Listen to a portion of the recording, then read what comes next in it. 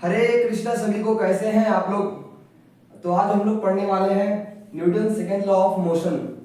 हमने पिछले previous videos में देखा था कि न्यूटन फर्स्ट लॉ क्या होता है और इस चैप्टर में फोर्स डिफाइन किया था। उसके बाद न्यूटन के फर्स्ट लॉ को देखा था, उसमें हमने इनर्शिया की बात किया था। और इस वाले चैप्टर में हम लेक्चर में बात करने वाले हैं Newton second law of motion. तो कॉपी और पेन लेके रेडी हो जाइए। इसमें हम लोग बात करेंगे क्या, Newton second law of motion. तो हमने फर्स्ट लॉ को पढ़ा था। फर्स्ट लॉ क्या है, जल्दी जल्दी बताइए। कॉपी पर फर्स्ट लॉ रिवाइज कीजिए। फर्स्ट लॉ लिख के बताइए मुझे क्या है। फर्स्ट लॉ हमारा था कि बॉडी अगर रेस्ट पे है तो रेस्ट पे ही रहेगी और मोशन में है तो मोशन में ही रहेगी जब तक कोई बाहरी फोर्स उस पर वर्क ना करे। यानी कि हमारा फर्स्ट लॉ में क्या था कि फोर्स उस पर वर्क नहीं कर रहा था, यानी कि जब फोर्स अप्लाई नहीं हो रहा था। जब फोर्स अप्लाई नहीं हो रहा था तो हमारा क्या हो रहा था, अगर कोई भी चीज रेस्ट पे थी तो रेस्ट पे रहती थी, अगर कोई भी चीज मोशन में थी तो वो मोशन में रहती थी। लेकिन इस वाले लॉ में क्या बात करने वाले हैं, Newton second law of motion में, कि जब फोर्स लगेगा बॉडी के ऊपर तब क्या क्या चेंजेस होंगे या फिर क्या इफेक्ट होगा उस बॉडी के ऊपर, उसके बारे में आज हम लोग पूरे लेक्चर में बात करने वाले हैं। ठीक है, तो रेडी रहिए और इसके बारे में देखते हैं ये होता क्या है। ठीक है, इससे पहले हम कुछ क्वांटिटी डिफाइन, एक टर्म और डिफाइन करेंगे, momentum.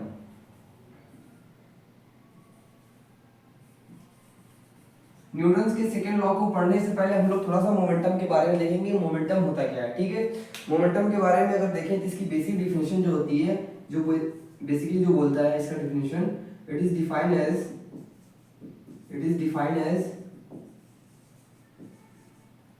Rate of it is defined as product of mass and velocity.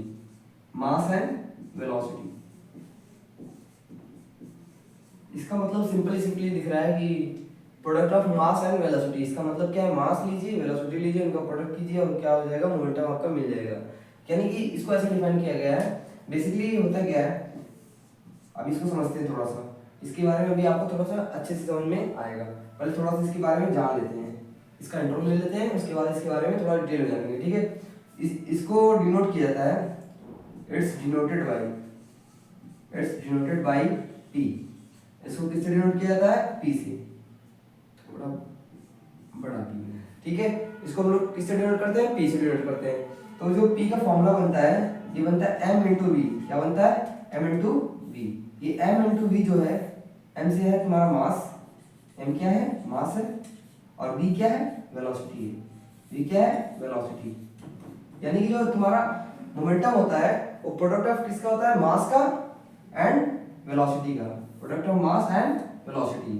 तो P इक्वल्स टू mv, ये हमारा क्या होता है, मोमेंटम का फॉर्मूला होता है। तो अगर आगे और देखें, ये हमारी क्या कौन सी क्वांटिटी होती है, वेक्टर क्वांटिटी होती है।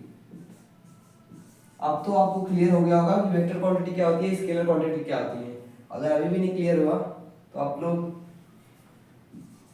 फिर से जान लीजिए इसके बारे में, वेक्टर क्वांटिटी क्या होता है और स्केलर क्वांटिटी क्या होता है। अब वेक्टर क्वांटिटी तो अगर है तो इसके पास क्या होगा, डायरेक्शन होगी। ठीक है, अब इसके पास डायरेक्शन होती है, यानी ये डायरेक्शन पे भी डिपेंड करता है। क्यों, क्योंकि वेलोसिटी क्या है, एक वेक्टर क्वांटिटी है। अगर वेलोसिटी वेक्टर क्वांटिटी है तो वेलोसिटी डायरेक्शन डिपेंड करेगी। अगर वेलोसिटी डायरेक्शन पे डिपेंड कर रही है तो मोमेंटम वेलोसिटी पे डिपेंड कर रहा है, तो इसकी वजह से ये भी क्या हो जाती है, वेक्टर क्वांटिटी हमारी हो जाती है। तो अगर हम देखें, जो मोमेंटम होता है वो product of mass into velocity होता है। ठीक है, इसमें मोमेंटम किस पे डिपेंड कर रहा है, मास एंड वेलोसिटी पे डिपेंड कर रहा है। यानी कि अगर इसको ऐसे समझिए, अगर किसी भी बॉडी का मोमेंटम चेंज करना, मोमेंटम बेसिकली देखिए, अगर कोई भी बॉडी, एक आप एज्यूम कर लीजिए एक बॉडी है। ठीक है, अब वो उस बॉडी का वेट जो है मान लीजिए 10 kg है, एग्जांपल ले लेते हैं। मान लीजिए ये बॉडी है, ठीक है, इसका मास जो है ये है 10 kg। कितना है, 10 kg। ठीक है, अब ये मूव कर रही है मान लीजिए 2 मीटर पर सेकेंड से।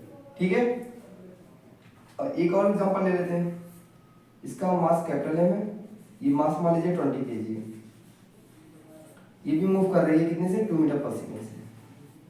अब देखिए ध्यान से, अगर हम देखें इसका मोमेंटम निकालना, अगर निकाले तो इसका मोमेंटम निकाले अगर हम, मोमेंटम क्या होगा, मास इंटू वेलोसिटी, 10 इंटू 20, 2 इन 20 आएगा। अगर इसका मोमेंटम निकालें तो 20 इंटू 2 कितना आ जाएगा, 40 आ जाएगा। ठीक है। अब इसकी यूनिट क्या होगी, यूनिट भी देख लेते हैं। मोमेंटम की यूनिट क्या होती है, मोमेंटम की यूनिट, मास की यूनिट क्या होती है, केजी होती है। Very good. वेलोसिटी की यूनिट क्या होती है, मीटर पर सेकंड, मीटर पर सेकंड। अगर इसको कंबाइन करते हैं हमारा, इसकी यूनिट क्या मिलती है, केजी मीटर पर सेकंड। ये क्या होती है, मोमेंटम की यूनिट होती है।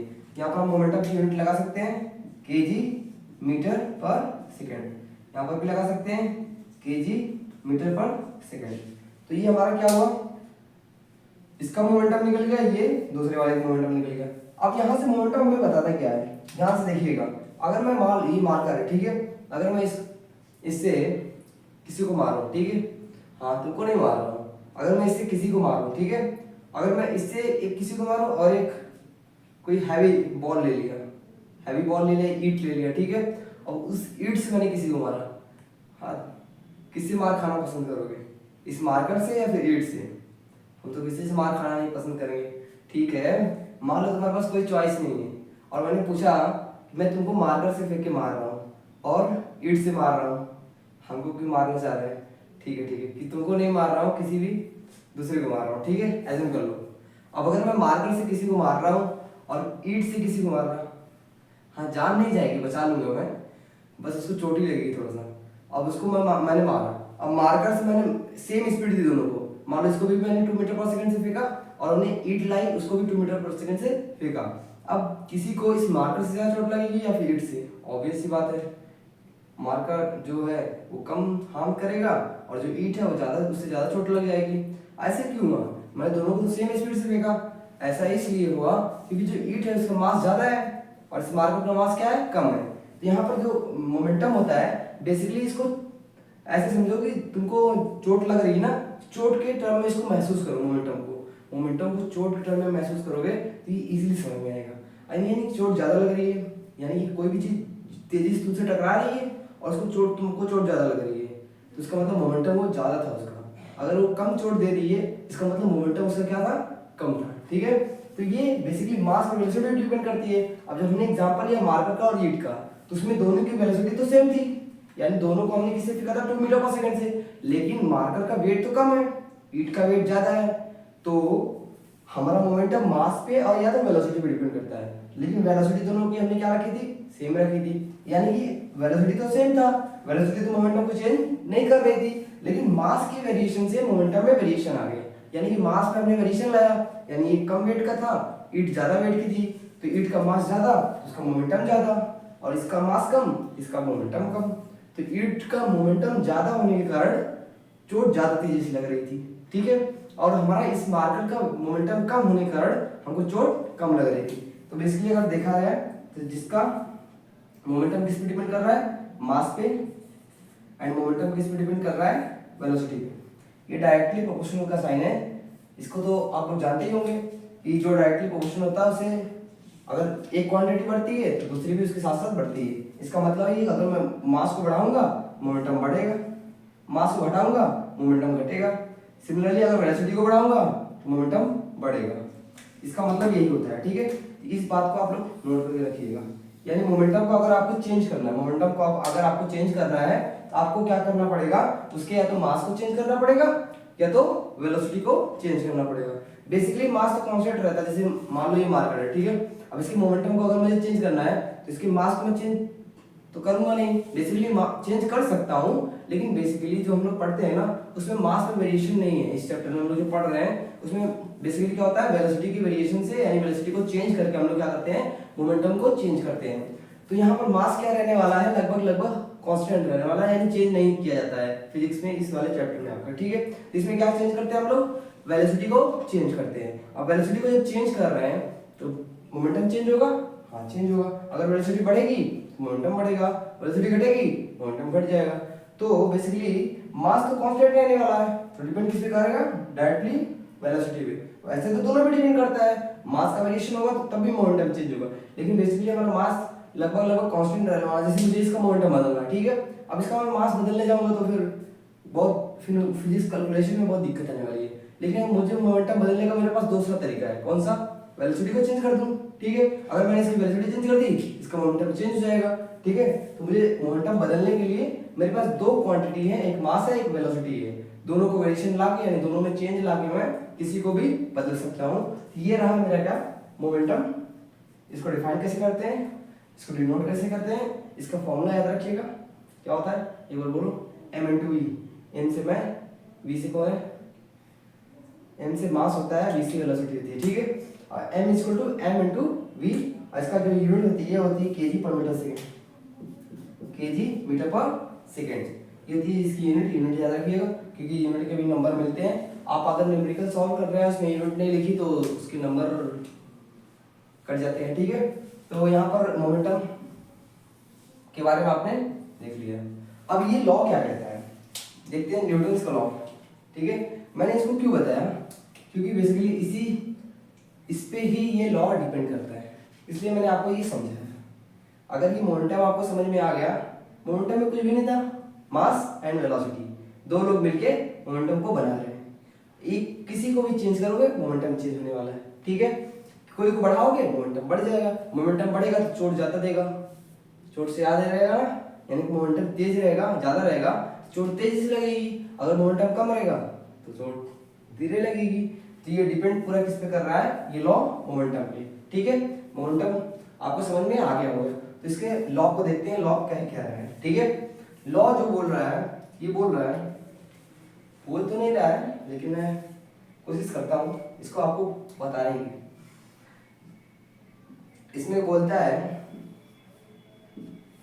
the rate of change of momentum, the rate of change of momentum is directly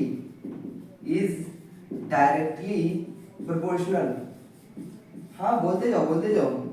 पूछेगा what is Newton's, define Newton's second law of motion, तुमको फिर यही लिखना पड़ेगा। अभी तो मैं लिख रहा हूँ, बस तुम सुनते जा रहे हो, मुझे पता है, तुम भी लिखो। ये बाद में तुमसे लिखवाया जाएगा, तो फिर वहां पे मैं लिखने वाला नहीं हूँ, ठीक है। मैं अभी लिख के समझा रहा हूँ बस। The rate of change of momentum is directly proportional to the applied unbalanced force. यहाँ पर अनबैलेंस फोर्स बस बेसिकली मैंने इसलिए लिखा है क्योंकि अनबैलेंस फोर्स की क्या होता है, किसी भी बॉडी को मूव करने के लिए हमें क्या चाहिए, अनबैलेंस फोर्स चाहिए। हमने दो चीज देखी थी, एक बैलेंस फोर्स देखा था, एक अनबैलेंस फोर्स देखा था।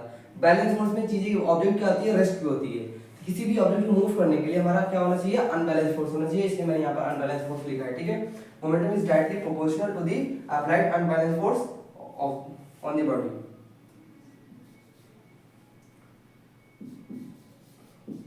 ठीक है, ये बेसिकली हमारा बोलता है Newton second law of motion. इसने बोला नहीं, इसलिए मैंने इसकी जगह पर मैं ही बोल के आपको सुना रहा हूँ, ठीक है।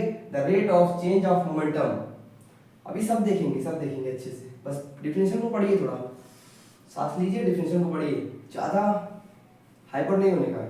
The rate of change of momentum is directly proportional to the applied unbalance force on the body. यानी कि अनबैलेंस फोर्स जो बॉडी पे लग रही है उसके डायरेक्टली प्रोपोर्शनल कौन होता है, उसका rate of change of momentum होता है। अब यहाँ पर एक चीज आई ना, क्या आया, मोमेंटम, इसको आपने अभी पढ़ा, ठीक है।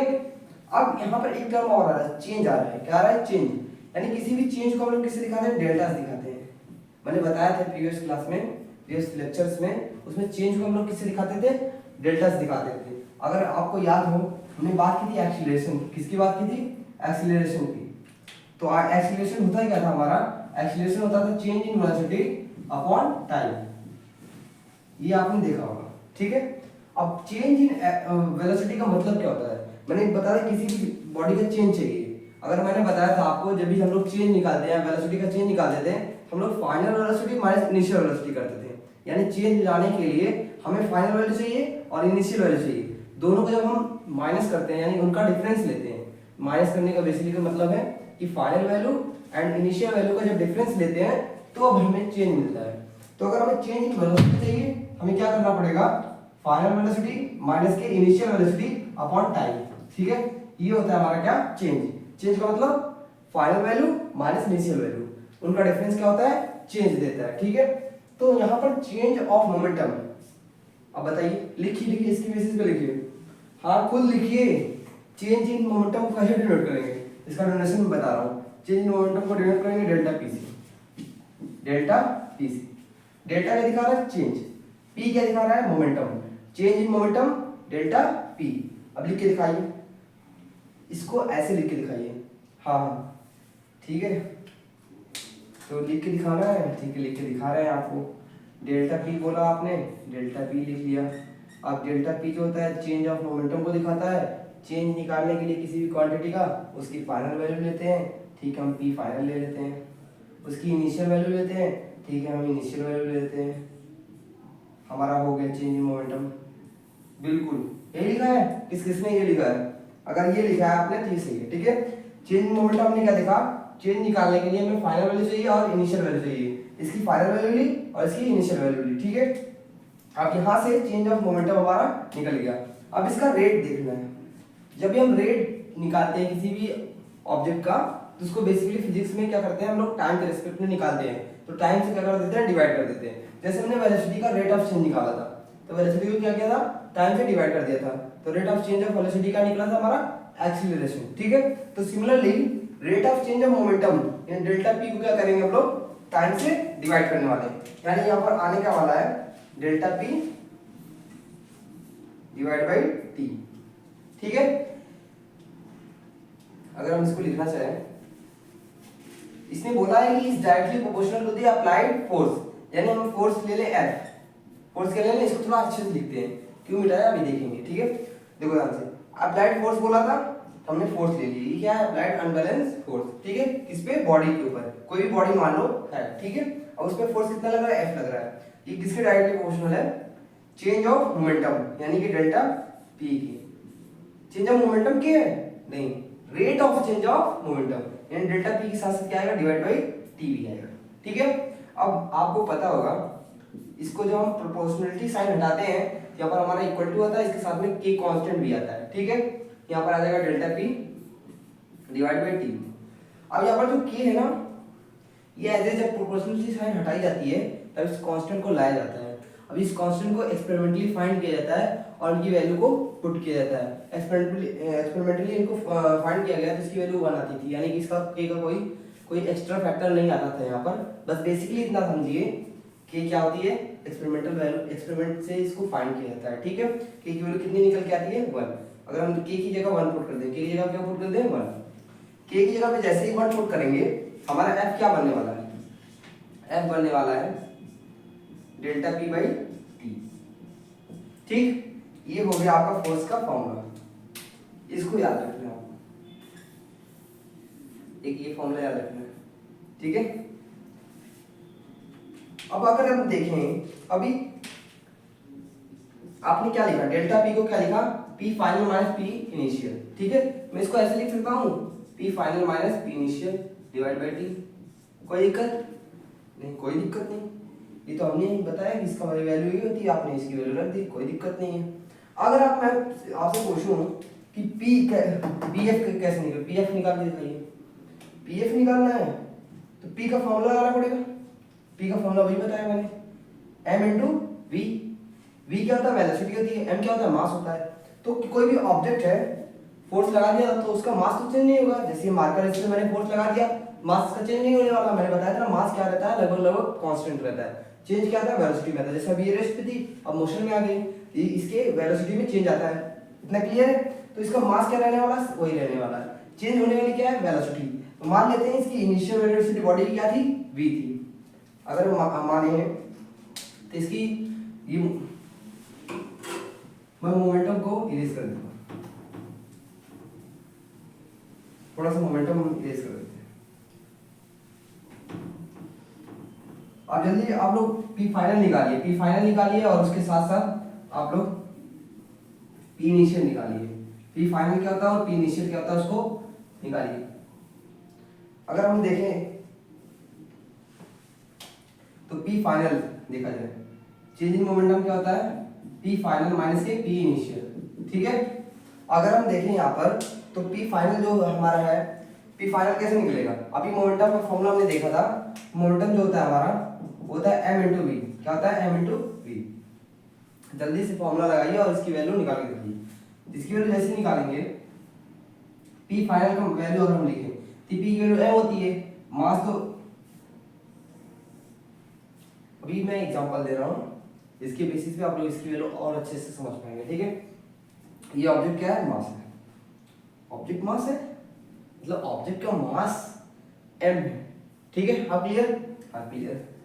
अब इसकी वेलोसिटी क्या है, u है, इनिशियल वेलोसिटी मान लेते हैं, इसकी वेलोसिटी क्या है, u है। अब मैंने इस पे फोर्स लगाया, क्या लगाया, फोर्स लगाया। ठीक, फोर्स लगाऊंगा तभी इसकी वेलोसिटी चेंज होगी ना, बिना फोर्स के तो वेलोसिटी चेंज होने वाली नहीं है। अब इस पे मैंने फोर्स अप्लाई किया तो इसकी ये ऑब्जेक्ट गई, और इसकी मान लेते हैं ये इसी मास का, मास तो चेंज नहीं होने वाला नहीं, इसकी वेलोसिटी चेंज हो जाएगी। हाँ, अगर यही इसकी इनिशियल वेलोसिटी 0 है, अगर मैंने फोर्स लगा दिया तो कुछ ना कुछ वेलोसिटी पा गया, वैसे इस पे भी फोर्स लगाओगे तो इसकी वेलोसिटी क्या होगी, इंक्रीज हो जाएगी। अब जैसे ही इंक्रीज होगा इसकी वेलोसिटी क्या हो गई, v हो गई। अब मुझे बताओ इसका मोमेंटम क्या होगा, इनिशियल मोमेंटम होगा कि नहीं, और इसका मोमेंटम फाइनल मोमेंटम होगा कि नहीं। अरे बेसिकली मास है किसी बॉडी के पास और वेलोसिटी है, इसका मोमेंटम निकलने वाला है, मोमेंटम निकलने के लिए दो क्वांटिटी चाहिए। ठीक, अब यहाँ पर मास इंटू वेलोसिटी करेंगे तो mass into velocity m into you, और यहाँ पर मास इंटू वेलोसिटी करेंगे m इंटू वी। वी क्या हमारी फाइनल वेलोसिटी, u क्या हमारा इनिशियल वेलोसिटी। ठीक है, यहाँ से मैं f, अब यहाँ से अगर हम देखें तो pf की वैल्यू इतनी आई, pi की वैल्यू इतनी आई, इसको यहाँ पर आ देते हैं m इंटू वी माइनस के m इंटू यू। ठीक है, अब इस वैल्यू को हम यहाँ पर पुट करने वाले हैं। ठीक है, अगर मैं इस वैल्यू को यहाँ पर पुट करूँ, इसको हम लोग यहाँ पर देखते हैं। ठीक है, और इस वैल्यू को हम लोग यहाँ पर पुट करने वाले हैं। ध्यान से देखिएगा, अगर हम इसकी वैल्यू को यहाँ पर पुट करें तो हमारा जो फोर्स होगा ये होगा P final minus P initial divided by T। अब P फाइनल की वैल्यू कितनी है, m into v, m into v minus के m इंटू यू, इसकी वैल्यू कितनी है, m इंटू वी माइनस के m into u divided by T। अगर मैं इसमें से ऊपर से m कॉमन ले लूँ, क्या ले लूँ, m कॉमन ले लूँ, ठीक, क्या बचेगा, v माइनस के u, v माइनस के u डिवाइडेड बाई T। अब इसमें ध्यान से देखो, इसमें क्या ध्यान से देखने वाली बात है, अरे थोड़ा देखो ध्यान से। ठीक है, कुछ दिख रहा है, हाँ दिख रहा है, m दिख रहा है, u दिख रहा है, v दिख रहा है, t दिख रहा है, और तो कुछ नहीं दिख रहा है। अरे ये इस सर्कल में देखो, हाँ दिख रहा है v माइनस यू और नीचे t दिख रहा है, तो इस पहचान, इससे पहचान नहीं है, पहचान हाँ अभी तो ऊपर करवाई आपने। इसको क्या बोलते हैं, एक्सीलरेशन बोलते हैं, इसको क्या बोलते हैं, एक्सीलरेशन बोलते हैं। ये बेसिकली क्या है, change in velocity per unit time, यानी rate of change of velocity को क्या बोलते हैं, एक्सीलरेशन बोलते हैं। क्या मैं इसकी जगह पे a लिख दूं, तुम्हारे कहने पे लिख रहा हूँ। ठीक है, अब इसकी जगह मैं क्या लिखने वाला हूँ, m इंटू ए। ठीक है, अब गलत होगा तो फिर तुम जानना, वैसे सही है। जो rate of change of velocity होता है उसी को बोलते हैं एक्सीलरेशन, और यहाँ पर भी rate of change of velocity था इसलिए हमने क्या लिख दिया, एक्सीलरेशन। अब यहाँ से फॉर्मूला क्या निकल के आया, f किसके बराबर आ गया, m इंटू ए के बराबर आ गया। अगर मैं यहाँ से देखूँ तो f किसके बराबर आ गया, m इंटू ए। ये रहा हमारा फोर्स का सेकंड फॉर्मूला, और ये बेसिकली ये न्यूटन्स के लॉज ऑफ मोशन के सेकंड फॉर्मूला है।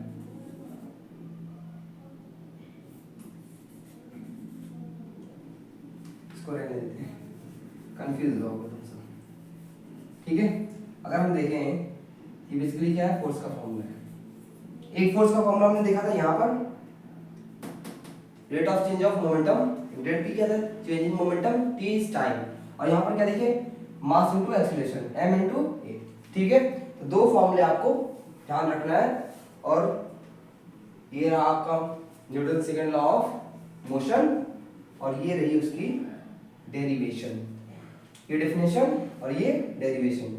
बेसिकली मैं फिर से रिपीट कर देता हूँ। हमने क्या देखा, एक बॉडी ली, उसका ऑब्जेक्ट क्या था, m था, उस ऑब्जेक्ट का मास m था। ठीक है, उसकी इनिशियल वेलोसिटी क्या थी, v थी, u थी, उस पर हमने कुछ ना कुछ फोर्स लगाया। अब जैसे ही फोर्स लगाएंगे तो उसकी वेलोसिटी चेंज होगी, एकदम होगी। इसकी फाइनल वेलोसिटी क्या ले लिए, v ले लिए। अब जैसे ही इसकी फाइनल वेलोसिटी v हुई तो यहाँ पर इसका मोमेंटम कुछ अलग रहेगा, यहाँ पर मोमेंटम चेंज हो जाएगा। इनिशियल मोमेंटम निकाला था m इंटू यू किया, फाइनल मोमेंटम निकाला तो m टू v किया, तो चेंज इन मोमेंटम क्या हो जाएगा f final minus f p final minus p initial. जैसे इसको वैल्यू निकालेंगे तो m इंटू वी माइनस के m इंटू यू। अब यहाँ से इस वैल्यू को अगर हम यहाँ पर पुट करने वाले हैं, f इक्वल टू क्या होता है del p minus del p upon del t। ठीक है, यहाँ से देखो हमारा फॉर्मूला क्या कह रहा था, जो फोर्स था वो डायरेक्टली प्रोपोर्शनल था rate of change of momentum के। ठीक है, और rate of change of momentum क्या था हमारा, जैसे प्रोपोर्शनल साइन हटाया हमने इज इक्वल्स टू के डेल p अपॉन t आ गया। अब यहाँ से डेल p की वैल्यू क्या थी, p final minus p initial. जैसे हमने इसकी वैल्यू पुट की यहाँ पर, तो f equal to p final minus p initial by t। जैसे वैल्यू पुट की तो m v माइनस के m u अपॉन t। जैसे हमने m को कॉमन लिया, v माइनस u बचा नीचे t। इस फैक्टर को अगर मैं ऑब्जर्व किया तो ये क्या था हमारा एक्सीलरेशन था। यहाँ से क्या निकल गया f इक्वल टू ma। ये हमारा फोर्स सेकंड फॉर्मूला है, ये फर्स्ट फॉर्मूला है। दोनों को याद रखिएगा, क्वेश्चन में आप दोनों को डायरेक्टली यूज कर सकते हैं। जहां पर आपको मोमेंटम चेंज दे रखा होगा आप डायरेक्टली इसको यूज कर सकते हैं, और जहां पे आपको पता होगी उसकी मास दिया है, उसका एक्सीलरेशन दिया है, तो आप इस फॉर्मूले को डायरेक्ट यूज कर सकते हैं। या फिर आपको क्वेश्चन में दिया हो वेलोसिटी का चेंज, तो उस वेलोसिटी का चेंज से आप मोमेंटम निकाल सकते हैं, मोमेंटम का फॉर्मूला लगा सकते हैं, और डायरेक्टली वेलोसिटी के चेंज से आप एक्सीलरेशन भी निकाल सकते हैं। तो डील आपको करनी है, मास इसमें दे रखा होगा और यहाँ पर टाइम दे रखा होगा। अब डील आपको करनी है कि आपको एक्सीलरेशन निकाल के फोर्स निकालना है, जो कि यहाँ से एक्सीलरेशन निकलेगा, कि मोमेंटम निकाल के आपको फोर्स निकालना है, और मोमेंटम कहाँ से निकलेगा, यहाँ से निकलेगा। ये आपका है मोमेंटम का फॉर्मूला। चेंज इन मोमेंटम निकालेंगे तभी तो टी से डिवाइड करके इसका फोर्स निकालेंगे। ये क्या है आपका चेंज ऑफ मोमेंटम, ये क्या है आपका change of momentum, change of momentum. जब यहाँ से चेंज ऑफ मोमेंटम आप निकाल लेंगे, ठीक है, तो चेंज ऑफ मोमेंटम जैसे ही निकालेंगे तो यहाँ पर चेंज ऑफ मोमेंटम रखेंगे डिवाइड बाय टाइम, तो आपका फोर्स निकल जाएगा। और बेसिकली अगर आपको एक्सीलरेशन निकालना आता है, आपने एक्सीलरेशन देखा था ना, final velocity minus initial velocity upon time. अगर आपको फाइनल वेलोसिटी और इनिशियल वेलोसिटी क्वेश्चन में गिवन है, टाइम गिवन है, तो आप एक्सीलरेशन भी निकाल सकते हैं। जैसे ही एक्सीलरेशन निकालेंगे उसमें पुट करेंगे, मास तो गिवन नहीं रहेगा, फोर्स यहाँ से भी निकल जाएगा। और आपको अगर चाहिए तो मैं इससे करूंगा, तो बेसिकली आप चेंज ऑफ मोमेंटम निकाल लीजिए। चेंज ऑफ मोमेंटम इस फॉर्मूले से निकाल लीजिए, जैसे निकालेंगे टी से डिवाइड कर दीजिए तो आपका फोर्स निकल जाएगा। तो दोनों क्वेश्चन दोनों फॉर्मूले से आपके इजीली फोर्स डिटरमाइन हो जाएंगे। ये बेसिकली रहा हमारा Newton second law of motion. बस इतना ही कहते हैं, इससे ज़्यादा नहीं बोलता है, इनके पास इतनी ही थी। ये था इनका डिफिनेशन, इन्होंने जो बोला उसको बताया मैंने, और ये था इनका डेरिवेशन, जिससे हमारा एक फॉर्मूला बन के निकलता है F equal to ma। Basically आपने देखा होगा F equal to ma Newton second law of motion का फॉर्मूला होता है। ठीक है, बेसिकली ये फॉर्मूला हमारा डिराइव किया जाता है, तो आप लोग को फॉर्मूला याद रखना है, इसके न्यूमेरिकल भर के बनेंगे। ठीक है, और ये चेंज ऑफ मोमेंटम को हम लोग ऐसे डिफाइन करते हैं, किसी भी चेंज को कैसे निकालते हैं मैंने अच्छे से बता दिया। ठीक है, तो अगर समझ में ना आया हो तो आपको पता ही क्या करना है, थोड़ा सा पीछे और थोड़ा सा हाथ चलाना है। ठीक है, बैठ के ऐसे नहीं देखना है, ऐसे थोड़ा सा पेन को ऐसे पकड़ते हैं, इनको पकड़ना बता रहा हूँ। ठीक है, कॉपी लेना, खोलना, उस पर हेडिंग डालना Newton second law of motion, और धीरे धीरे सारी चीज़ें 4 बार लिखना है। आप 10 बार भी लिख सकते हैं, 2 बार भी लिख सकते हैं, आपको जब तक नहीं समझ में आए तब तक इसको लिख के याद करना। ठीक है, तो उम्मीद करता हूँ आपको ये समझ में आया होगा। अगर